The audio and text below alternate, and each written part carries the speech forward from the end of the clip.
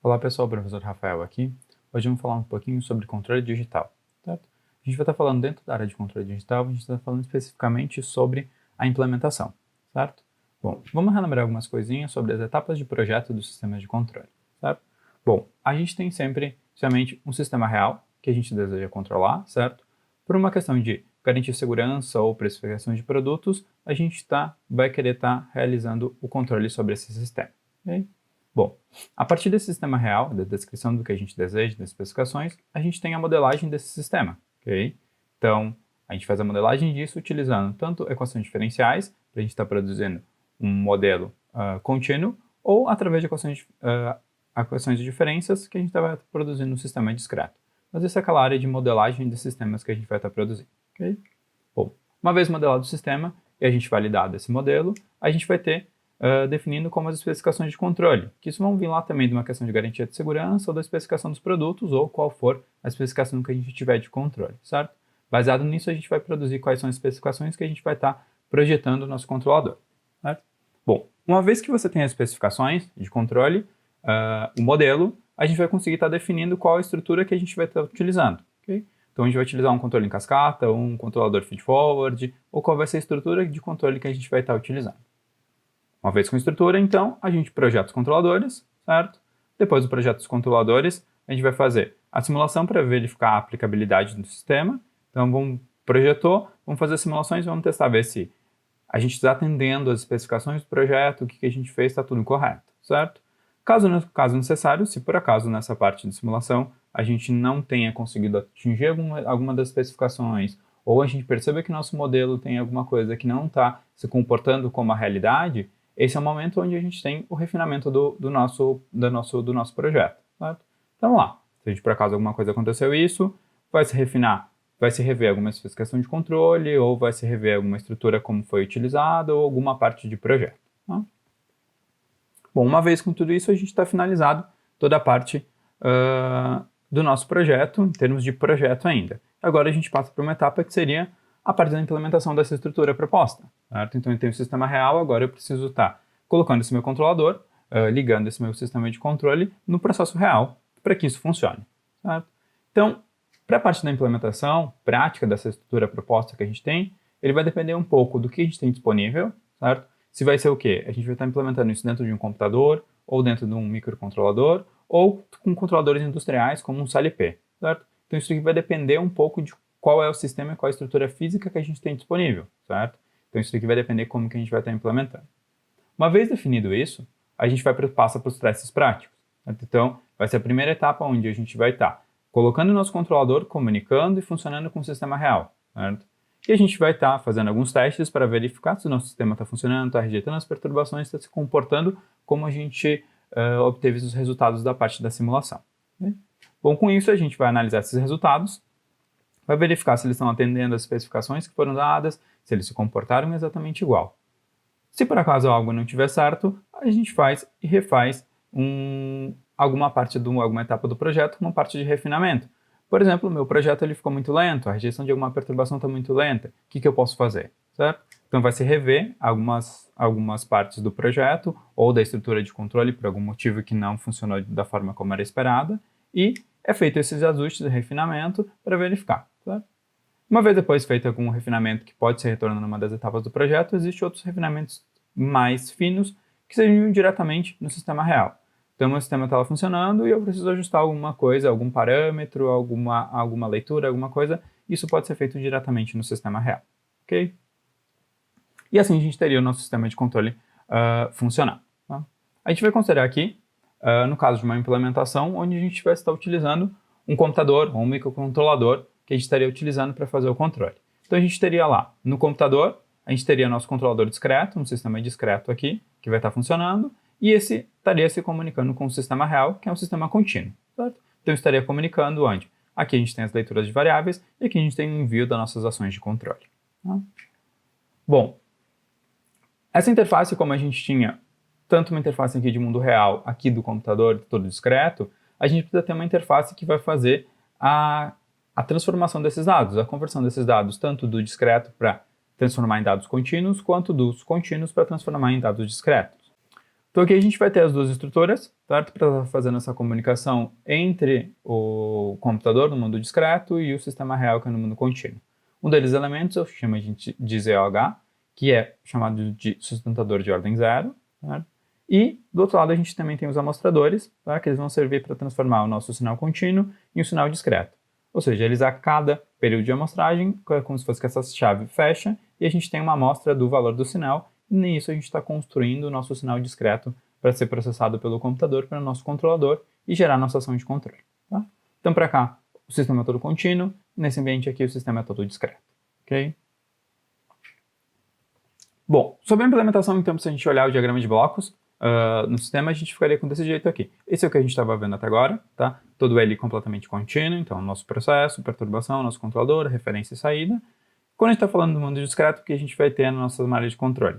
Aqui, que vai ser justamente nessa conversão entre a ação do meu controlador passando do discreto para o contínuo, a gente vai ter o ZOH, e nas nossas realimentações, a gente vai ter nossos amostradores com período de amostragem, tá?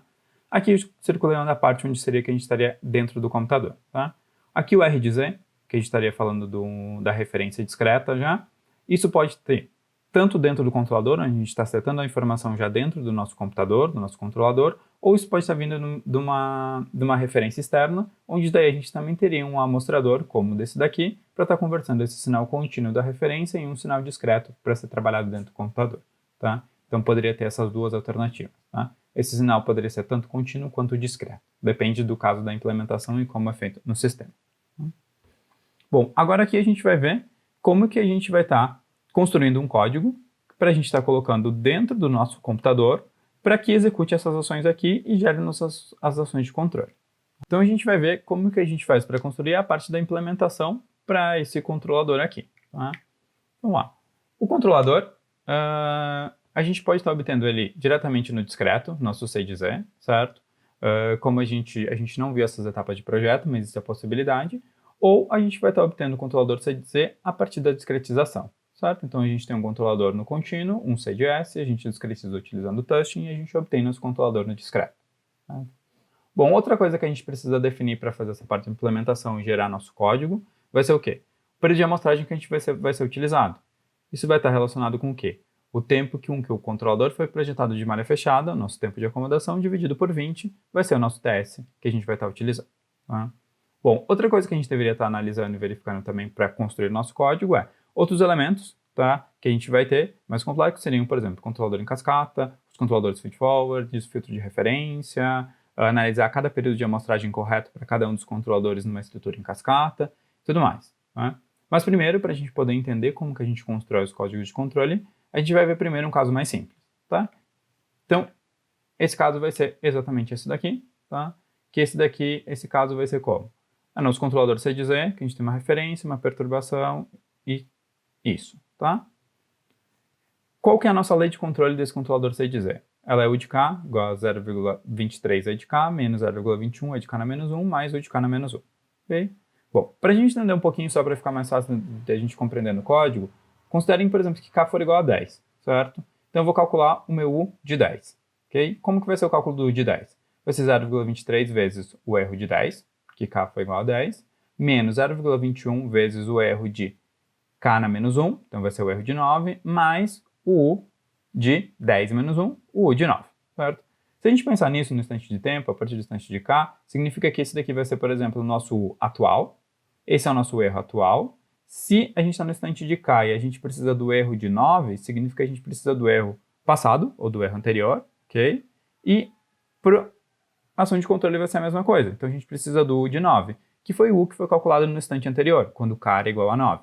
Então vai ser o nosso U passado também. Tá? Para a gente facilitar, então, eu reescrevi essa equação do nosso código de controle da seguinte forma, com essas seguintes variáveis. Então vai ser U de A, vai ser o nosso U atual, certo? 0,23 vai ser o nosso erro atual, o E de P vai ser o nosso erro passado e o U de P vai ser o nosso erro passado também, tá? Então, nessa primeira implementação, para a gente entender como que é isso, a gente vai estar utilizando essa equação aqui, ok? Como é o nosso pseudocódigo, efetivamente, tá? A gente vai ter 6 passos nesse nosso pseudocódigo, onde a gente tem desde a inicialização das variáveis, a gente vai ter a leitura das variáveis, a gente vai ter o cálculo da ação de controle, Vai ter a etapa de enviar para o processo, uma etapa de atualização das variáveis, e por último a gente volta para o passo 2, que é onde vai ser o laço que a gente vai ficar repetindo a cada período de amostragem, a cada TS, isso daqui fica se repetindo, tá? A inicialização das variáveis acontece apenas uma vez, essas duas etapas de 2 a 6 sempre vão estar acontecendo.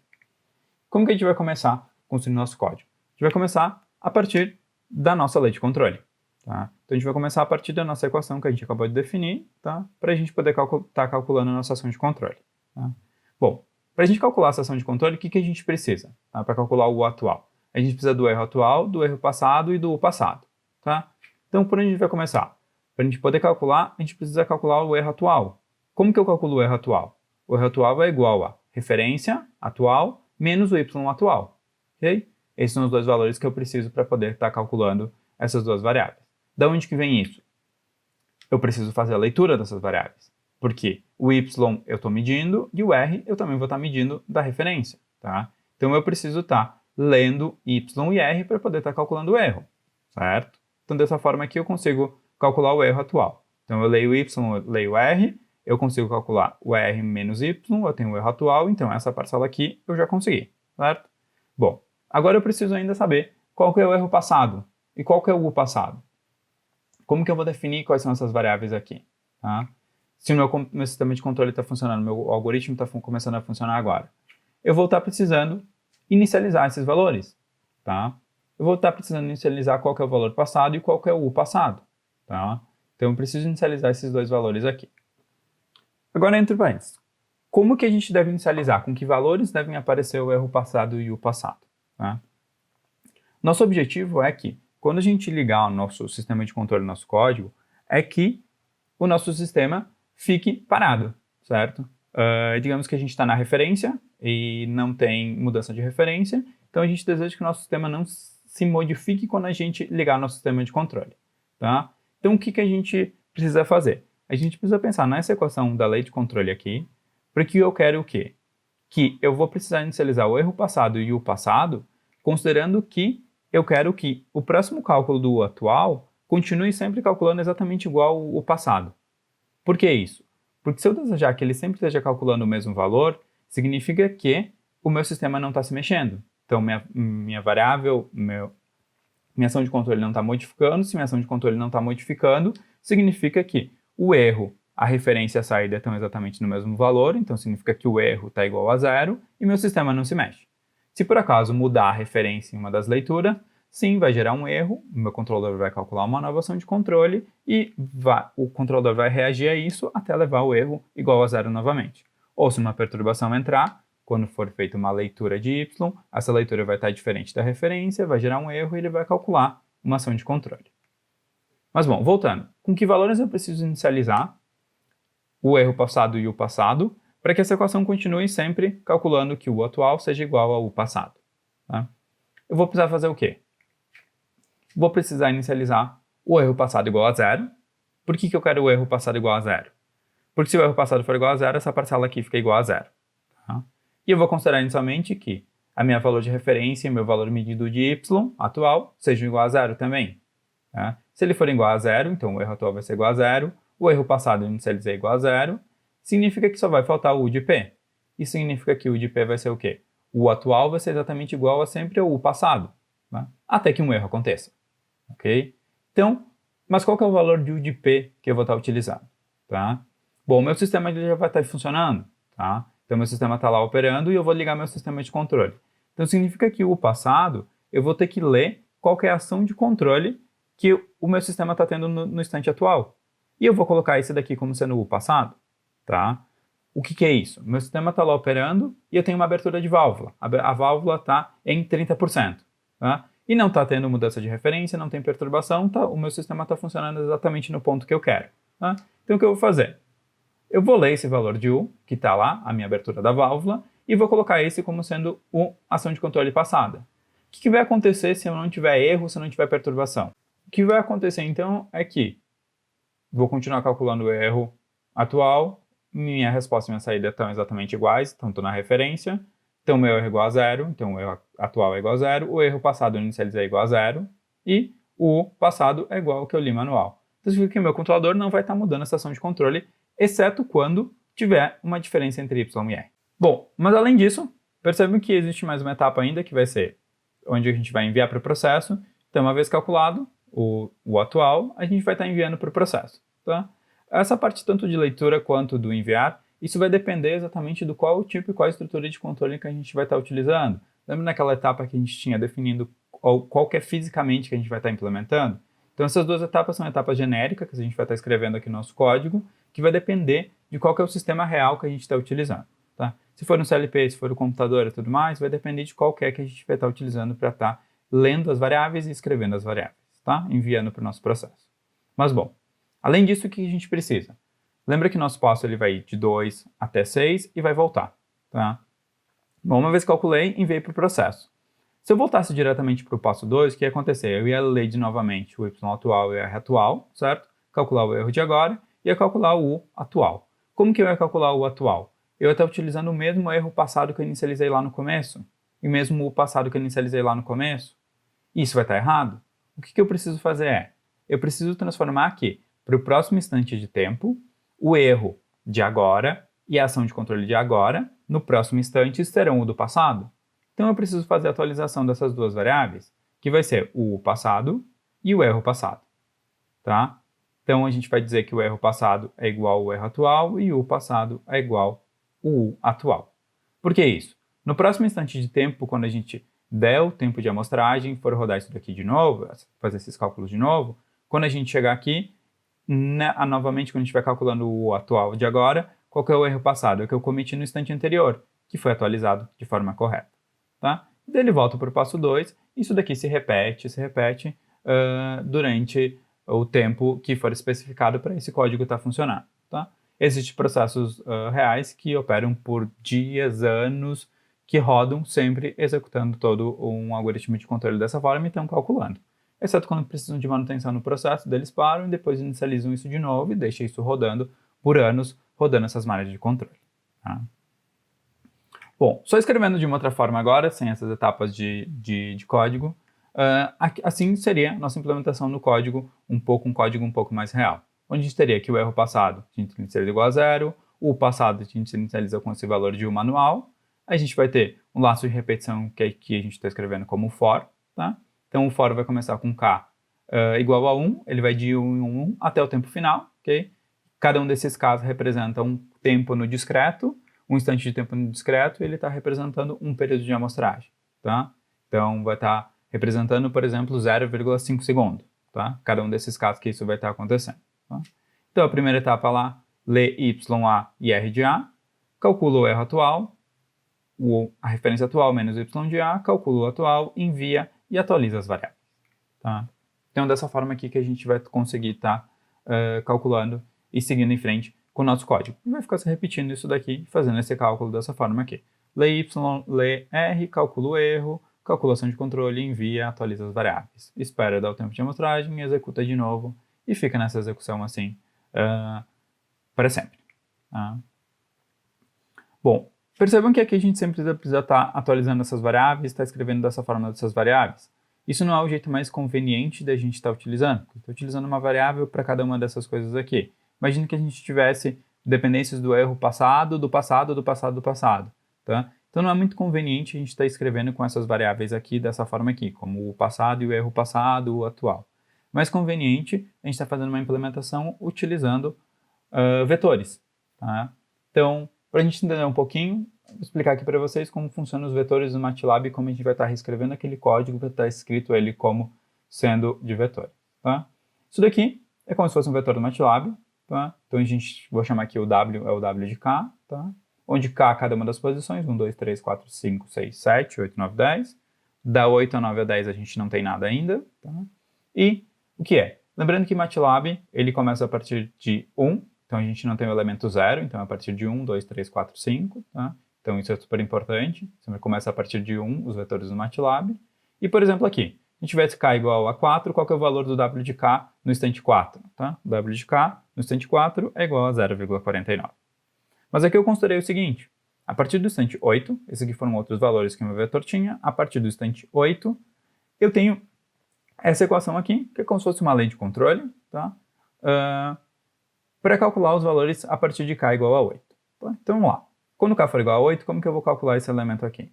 W de 8, que vai ser o que eu quero, vou substituir o k igual a 8 em cada uma dessas para descobrir quais os valores que eu preciso. Então de k na menos 1, eu vou estar precisando do valor do quê? O W de 7. Menos 0,5 vezes o W de k na menos 2, significa que eu preciso do W de 6. Mais 2 vezes o W de k na menos 3, significa que eu preciso do W de 5. Tá? Então vamos lá. W de 8, eu vou pegar qual que é o valor do W de 7, 0,83. Menos 0,5 vezes o W de 6 é igual a 0,22. Certo? Mais 2 vezes o W de 5, que é 0,53. Tá? Que é o elemento no valor 5. Então multipliquei isso daqui, então W de 8 é igual a 1,78. Fazendo essa conta aqui, eu calculei o valor de 8. O que aconteceria no próximo instante? Cálculo de k igual a 9, então substituir a 9, calcularei cada um desses valores, então agora eu ia precisar do quê? O W de 8, o W de 7 e o W de 6. Substituir os valores e conseguiria calcular o elemento de 9. Tá? Dessa forma a gente poderia colocar isso daqui no laço de repetição de um for e a gente poderia estar calculando todos os valores de k para frente. Tá? Entendido isso daqui? Agora a gente vai considerar que a gente tem um outro vetor, que por enquanto esse vetor está completamente vazio. Tá? Não existe elemento nenhum e nosso vetor vai ser nosso h de k. Tá? Então eu quero calcular qual que é o valor de h de k no instante 1, onde a equação do meu h de k ela é igual a h de k na menos 1 mais 0,75 h de k na menos 2. Então k é igual a 1, eu quero calcular isso daqui, h de 1, substituindo 1 aqui, 1 menos 1, 0, e o h de k na menos 2, substituindo 1, menos 1. Então, se eu quero calcular o h de 1, eu preciso do h de 0 mais 0,75 h de 1. Eu tenho esses valores aqui, eu posso ter essas posições em vetores no MATLAB? Não. Eu não posso ter esses valores nesses vetores aqui. Eu não posso ter h de 0. Os vetores só começam a partir de 1, com k a partir de 1. Então, isso daqui eu não consigo ter, e esse daqui eu não consigo ter também, certo? Para calcular essa equação, o que eu estou precisando? Eu preciso dos dois valores passados do h. Eu preciso do passado no menos 1 e o passado menos 2, para poder estar calculando essa equação aqui. Então, significa que, para mim poder estar usando essa equação e calcular, eu só consigo estar calculando a partir de 3, certo? Por quê? Quando k for igual a 3, o que eu vou precisar? Vou precisar do k de 2 e do k de 1. Então, significa que, por exemplo, para mim estar utilizando essa equação aqui, a diferença, certo? Eu vou precisar estar inicializando o h de 1 e o h de 2, para daí sim eu poder estar utilizando essa equação e poder calcular os valores de k daqui para frente, certo? Daqui para frente eu vou estar conseguindo calcular com essa equação. Então, se eu fosse colocar isso num laço de repetição num for, significa que meu for teria que começar a partir de quanto? A partir de 3, certo? E eu teria que inicializar os valores de h de 1 e h de 2. E daí sim, a partir de esse for, eu conseguiria estar calculando daqui para frente. Tá? Por que isso? Vamos lá e ver como ficaria esse nosso código aqui numa implementação dessas utilizando os vetores. Tá? Como que a gente ficaria então? Aqui está lá, a gente sempre vai partir lá da nossa ação de controle, que essa aqui é a nossa equação da lei de controle, do nosso controlador. Então temos que o de k é igual a 0,23 o erro de k, menos 0,21 o e de k na menos 1, mais o de k na menos 1. Certo? Então vamos lá. Quais são as variáveis que eu preciso estar inicializando? Tá? Vai ser o k na menos 1 e o de k na menos 1. Qual que é o menor valor que a gente tem negativo aqui? Vai ser menos 1. Então significa que o meu for precisa começar a partir de 2. Por que a partir de 2? Eu vou calcular o u de 2, o erro de 2, eu vou precisar do erro de qual? O erro de 1 e o u de 1. Então, na minha inicialização, eu vou estar inicializando o erro de 1 e o u de 1, certo? Os valores de inicialização são exatamente iguais, tá? Então, o erro de 1 vai ser igual a 0, o u de 1 vai ser igual ao manual. O que eu vou estar fazendo é colocando na posição 1 do meu vetor, do erro, e na minha posição 1 do vetor da ação de controle, dois valores iniciais, para que, quando eu estiver repetindo isso daqui, principalmente a partir da primeira vez que eu for executar, eu vou ter os valores corretos dos passados para poder estar executando esse código. Né? Então, o k vai começar em 2, certo? Então, eu vou ter o quê? Vou ler o y de 2 e o r de 2, calcular o erro de 2, vai ser o r atual que eu estou lendo de 2, menos o y de 2. Vou calcular a minha ação de controle. O u de 2 igual a 0,23 vezes o erro de 2, que eu acabei de calcular, menos 0,21 vezes o erro de 1, que no primeiro instante está lá, é o primeiro valor que eu tenho, mais o u de 1, que está lá o valor que eu calculei, certo? E depois eu vou estar enviando esse valor calculado para o meu processo. Quando a gente faz essa implementação utilizando código e vetores dessa forma aqui, eu não preciso mais atualizar as variáveis. Por que eu não preciso atualizar? Porque a hora que eu calculei isso daqui, quando k for igual a 3, certo? Calculei k igual a 2, o k igual a 3, o incremento 1, k igual a 3, o que vai acontecer? Vou ler o y de 3, o r de 3, vou calcular o erro de 3, certo? Vou calcular agora a minha ação de controle do u de 3. Eu vou precisar do quê? Do erro de 3, que eu acabei de calcular, menos 0,21 vezes o erro de 2. Qual que é o valor do erro de 2? É só acessar esse vetor aqui e ver qual que é o valor da posição que eu cometi no erro passado, que eu calculei no instante anterior quando k era igual a 2. Então eu já consigo calcular esse valor e ter essa resposta. Tá?